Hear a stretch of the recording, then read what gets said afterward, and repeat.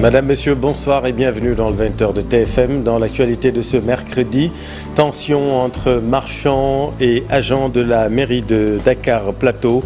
Des échauffourées ont éclaté lors d'une opération de déguerpissement initiée par la municipalité. À Kaffrine, les populations encore estomaquées. Le présumé suicide d'un gardien de la paix suscite encore moult questions au lendemain du drame. À Dara Djolof, des candidats au bac incarcérés pour fraude scolaire. Les 8 candidats ont été condamnés entre 15 et 30 jours fermes. Aujourd'hui encore, 2 autres élèves ont été pris avec des téléphones. Voilà pour les titres et tout de suite le développement.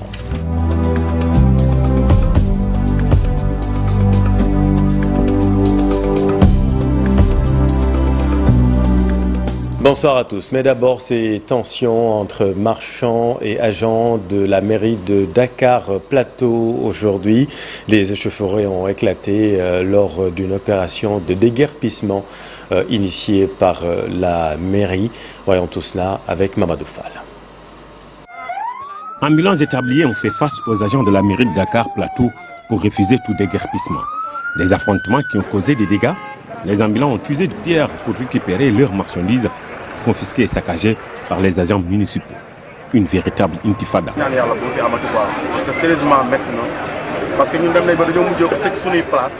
Espérons que cela ne se reproduise plus. C'est dur, très dur. Nous avons failli fermer nos boutiques. Les affrontements ont causé des blessés, des femmes traumatisées. Certains même ont été transférés à l'hôpital. C'est très dur.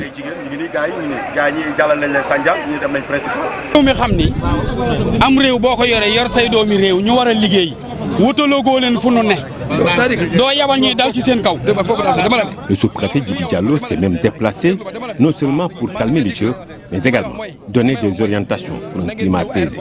On ne peut pas aussi accepter que les gens soient établis sur la voie publique. Ça, quand même, il faut qu'on dise la vérité. Maintenant, en dehors de cela, tout peut se négocier avec eux, mais pas sur la voie publique. Ça, il faut que ce soit clair. Donc, c'est dire que s'ils ont des problèmes, ils n'ont qu'à venir me voir. Des affrontements qui ont occasionné des blessés. Les ambulants établis maintiennent leur position pour eux, pas de déguerpissement. Dans l'actualité également, des candidats au bac envoyés en prison pour fraude scolaire. Les 8 candidats ont été condamnés entre 15 et 30 jours fermes. Aujourd'hui encore, 2 élèves ont été pris avec des téléphones à Dara Djolof. Voyons tout cela avec Mamadou Moustapha Ndiaye. Des 8 candidats au baccalauréat arrêtés et déférés au parquet régional de Louga, la sentence est tombée. L'administrateur du groupe WhatsApp est condamné à 1 mois de prison ferme. Les autres élèves ont écopé chacun de 15 jours.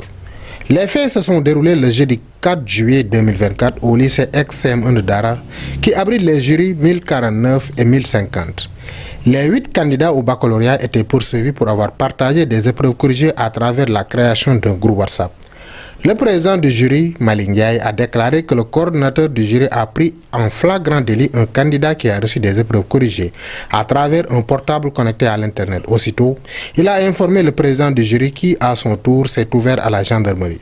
Soumis aux interrogations, le mis en cause a finalement avoué et dénoncé ses complices qui ont été cueillis par les hommes en bleu et conduits à la brigade de gendarmerie de Dara Djolof.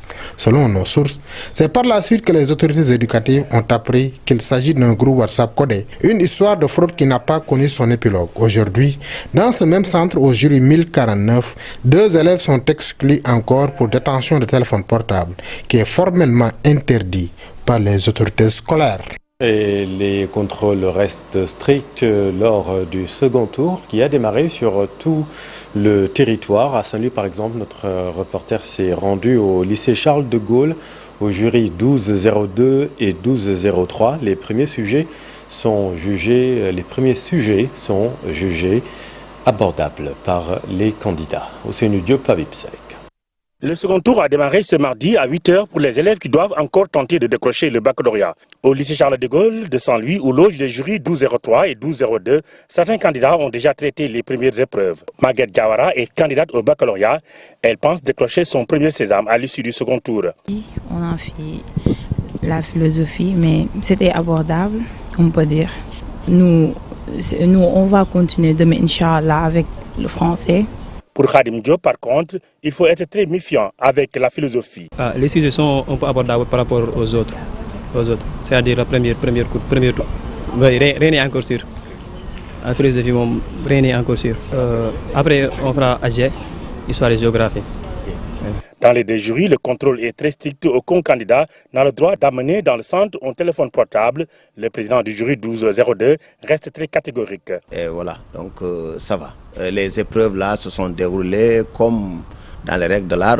La première épreuve déjà en philosophie est passée. Là, les candidats sont en train de faire la deuxième épreuve. En tout cas, on croise les doigts. Jusque-là, on n'a pas eu de problème de portable ou autre. Là, on l'entend de l'autre côté. La région Nord a déjà un candidat qui a décroché son bac avec une moyenne de 17,46 et avec la mention très bien. Et revenons sur les résultats du recensement de l'ANSD. Intéressons-nous au taux de chômage au Sénégal qui est de 23,2%. Et vous allez le voir, le chômage des jeunes reste et demeure un immense défi pour les gouvernants. Cher Diop. Au recensement général de la population, on apprend que 35,8% sont des jeunes. La plupart d'entre eux n'ont pas de travail, selon l'ANSD qui estime à 23,2% le taux de chômage. Une équation toujours pas résolue par les pouvoirs publics. On a constaté qu'aujourd'hui, les jeunes sont laissés à eux-mêmes. Les jeunes ne sont pas écoutés. Les jeunes n'ont pas droit à la parole pour pouvoir exprimer leurs difficultés et leurs problèmes. C'est la principale cause. Des jeunes sans emploi. Certains d'entre eux sont à la recherche d'une vie meilleure, d'où ce fléau de l'immigration clandestine. Presque une centaine de jeunes sont morts au large de Saint-Louis, ce qui n'est pas acceptable. Aujourd'hui, on devra redonner espoir à la jeunesse. Parce que les jeunes, ce qu'ils ont besoin aujourd'hui, c'est qu'on leur donne espoir. La croissance économique est au ralenti depuis longtemps. Au Sénégal, on n'a pas de politique d'emploi, on n'a que des programmes d'emploi. Et c'est ça qui pose réellement le problème. Dans un pays sérieux, il faudrait qu'on puisse répondre à des questions structurelles, qu'on puisse y trouver des solutions structurelles et des problèmes conjoncturels, des solutions conjoncturelles. Mais le problème de l'emploi au Sénégal, on voit que c'est une question structurelle. On cherche à trouver des solutions conjoncturelles. Le taux de chômage dans le monde rural est plus fréquent. Il représente 31,7%, la population urbaine 17,5%. Et ça touche plus les femmes que les hommes. Parce qu'une personne, on ne peut pas régler son problème si on ne lui parle pas. Cette personne n'expose pas son problème. Maintenant, si on veut régler le problème des jeunes et on ne parle pas aux jeunes, les jeunes ne sont pas associés à la prise de décision pour pouvoir évoquer leurs difficultés. Aujourd'hui, tout le monde le sait. Le principal problème des jeunes du Sénégal et de l'Afrique, c'est avoir accès à un emploi. D'abord, il faudrait voir, l'État n'a pas pour vocation la création d'emplois. C'est le secteur privé qui a pour vocation la création d'emplois. Et ce secteur privé, s'il n'est pas accompagné par l'État, ne peut pas créer des emplois. Donc il faudrait que l'État puisse assainir d'abord le milieu, accompagner ce secteur privé-là pour que ce secteur privé puisse être compétitif et créer ce qu'on appelle des emplois. Si cela n'est pas fait, on va assister à chaque fois à ce qu'on appelle une augmentation de ce taux de chômage. Face à ces chiffres effarants, le président de la plateforme La Voix de la jeunesse sonne l'alerte. Il attend des nouvelles autorités, une prise en compte des préoccupations de cette couche de la société. Et la lancinante question du chômage des jeunes débattue lors des rencontres d'ISO, dialoguer pour une république refondée et souveraine, c'est une contribution de la société civile, une contribution dans le processus de formulation du nouveau référentiel appelé le projet. Fatou Bintou Conté. Dissous, un dialogue pour construire un meilleur futur, une nouvelle initiative des organisations de la société civile, une contribution des acteurs non étatiques sur le référentiel du projet. Nous avons lancé ce processus de Dissous pour véritablement mobiliser la société civile qui contribue réellement au développement de ces pays. Saisir cette opportunité donc de l'élaboration d'un nouveau référentiel qui est un momentum important pour apporter toute notre contribution, notre savoir-faire, notre proposition pour que ce nouveau référentiel répond au plus près des préoccupations des populations et des communautés. Dans ce dialogue qui regroupe toute la société civile sénégalaise, la question de la jeunesse et de la souveraineté nationale, de la paix sera au cœur des débats. Nous allons étudier 4 axes fondamentaux qui vont structurer cette contribution et qui est en alignement des préoccupations des nouvelles autorités.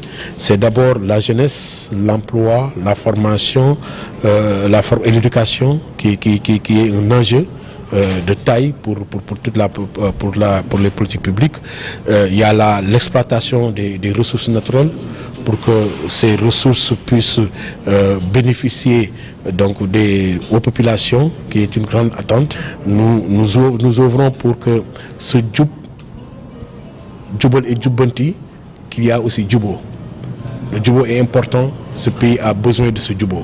À l'issue, un document sera soumis au gouvernement, en l'occurrence le Premier ministre, sous forme de contribution. Nous allons élaborer ce qu'on appelle un cahier de recommandations citoyennes qui fait la synthèse de toutes les réflexions et tout ce dialogue-là pour le soumettre au Premier ministre qui est en charge de piloter ce processus de formulation pour dire que voilà ce que la société apporte et met sur la table. L'enjeu de ce dialogue est de bâtir un consensus fort entre les organisations de la société civile et le gouvernement. Dans l'actualité également, l'émoi et les questionnements à Kaffrine, les populations encore estomaquées. Le présumé suicide d'un gardien de la paix suscite, vous allez le voir, moult questions. Voyons tout cela avec Ndaya Lepay. C'est en février 2023 que le brigadier chef issu de la 36e promotion de l'École nationale de police a été affecté au commissariat central de Kaffrine. Paul Alphonstine, né en 1979, était marié et père de 2 enfants. Selon le commissaire Fall de la police centrale de Kaffrine, le défunt avait un comportement irréprochable envers ses collègues, discret, et il s'est limité juste au travail. Pour le moment, les motifs de son suicide sont toujours inconnus. La dépouille du défunt Paul Alphonstine est à l'hôpital régional Thierno Birahim Ndao de Kaffrine pour les besoins de l'autopsie. Le corps sera acheminé à Thiès et l'enterrement est prévu pour ce vendredi dans la capitale du Rail, où se trouve sa famille. Merci d'ailleurs. Allons maintenant dans le sud à Ziguinchor. Les organisations de femmes qui s'activent dans la production et la transformation du MAD de Casamance viennent d'être dotées d'un certificat d'enregistrement IG. C'est un outil délivré par l'Organisation africaine de la propriété intellectuelle pour participer à la valorisation du produit comme sa commercialisation à l'international. Lamine Ba, Lamine Mantiank. Il ne sera plus permis à n'importe qui de s'approprier l'appellation MAD de Casamance à des fins commerciales. Désormais, les femmes transformatrices de la région de Ziguinchor sont les seules détentrices du certificat d'enregistrement IG à ce nom. C'est un outil qui a un potentiel économique, social et environnemental. Économique, pourquoi? Parce que ça augmente la plus-value, la valeur ajoutée donc du produit, et ça permet aux producteurs d'augmenter leurs revenus. L'acquisition de cet outil va ouvrir beaucoup d'opportunités aux femmes transformatrices de MAD, explique Abdourahmane Fadi Diallo, directeur des marques et signes distinctifs de l'Organisation africaine de la propriété intellectuelle. Avec leur labellisation, ils vont prouver que le produit a été fait dans des conditions normées, parce qu'il y a des cahiers de charges.